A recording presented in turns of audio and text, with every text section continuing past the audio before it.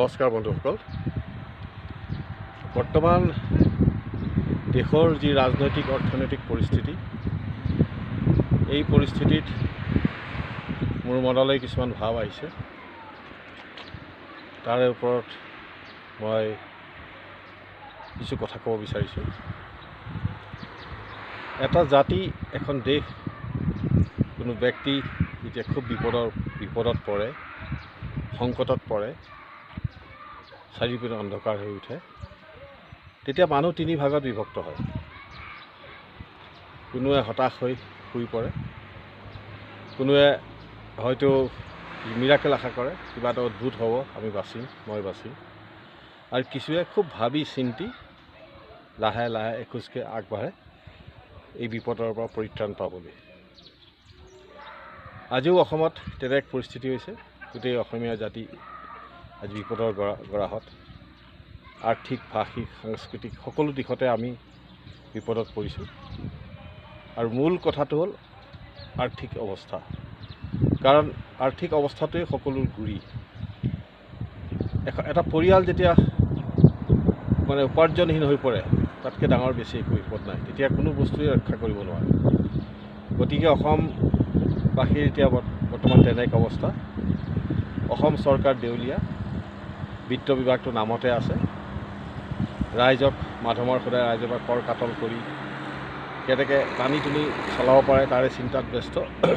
কোনো কাৰ্যসূচী নাই, কোনো পৰিকল্পনা নাই। এনে পৰিস্থিতিত আমি চৰকাৰৰ পৰা বিশেষ একো আশা কৰিব নোৱাৰোঁ। আৰু যিখন চৰকাৰ, যিজন বিত্তমন্ত্ৰী, সেইজনৰ পৰা আমি কোনো আশা কৰি লাভ নাই। গতিকে কি কৰিব লাগিব? কিবা এটা কৰিব লাগিব জাতিটো জীয়াই থাকিবলৈ, আমি জীয়াই থাকিবলৈ। গতিকে মই ভাবোঁ যে আমি নিজে হাতে কামে লাগিব লাগিব। আমি আমাৰ সম্পদসমূহৰ সৎব্যৱহাৰ কৰিব লাগিব।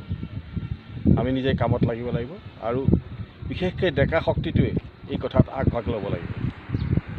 চীনত যেনেকৈ মাও জেডুঙৰ দিনত কমিউনিষ্ট ছিষ্টেম কৰি উৎপাদন বঢ়াইছিল, আৰু আমাৰ এসময়ত সত্ৰসমূহো তেনে এক পদ্ধতিৰে আছিল।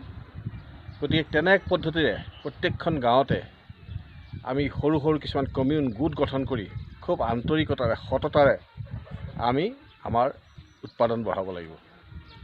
সকলোৰে যিমান মাটি আছে, কাৰোবাৰ এবিঘা আছে, কাৰোবাৰ 8 বিঘা, কাৰোবাৰ 2 কঠা আছে, সেই সকলো মাটিৰে আমি সৎব্যৱহাৰ কৰিব লাগিব।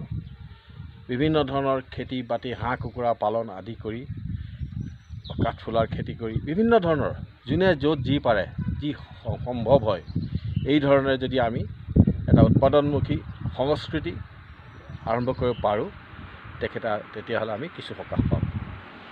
আৰু এই ক্ষেত্ৰত আমি বেংকৰো হয়তো ঋণ ল'ব পাৰোঁ। বেংকৰ ঋণ লৈ হ'লেও বা নিজা পুঁজি বা সমবায় ভিত্তিত হ'লেও আমি যদি এই কাম অচিৰেই নকৰোঁ, তেতিয়াহ'লে আমাক কোনেও ৰক্ষা কৰিব নোৱাৰে। কোনেও নাচি বাগি ভাও দি নাটক কৰি আমাক বচাব নোৱাৰে। বচাব আমাৰ কৰ্মপটুতাই, সততাই, আমাৰ নিষ্ঠাই, তাৰ বাহিৰে অন্য কোনো গঠন্তৰ নাই। গতিকে মই ইমানখিনিয়ে ক'লোঁ মোৰ তৰফৰ পৰা। আৰু নিজেও মই ব্যক্তিগতভাৱে এনে এক প্ৰচেষ্টা হাতত ল'ম 2-1 মাহৰ ভিতৰতে। আৰু লগতে এইটো কথাও কওঁ যে আমাৰ গ্ৰাম্য সমাজখন আগৰ দৰে হৈ থকা নাই। ৰাজনীতিয়ে আমাৰ গ্ৰাম্য সমাজখনৰ যিটো একতা, যিটো সততা, এইবিলাক ভাঙি চুৰমাৰ কৰি দিলে। গতিকে কথাবোৰ ইমান সহজ কথা নহয়। তথাপিও আমি আগবাঢ়িব লাগিব। আমি আমাৰ মানুহক, আমাৰ গাঁওবিলাকক পুনৰ গঢ় দিব লাগিব, পুনৰ নিৰ্মাণ কৰিব লাগিব। তেতিয়াহে আমি বাচিম। নমস্কাৰ। জয় অসম।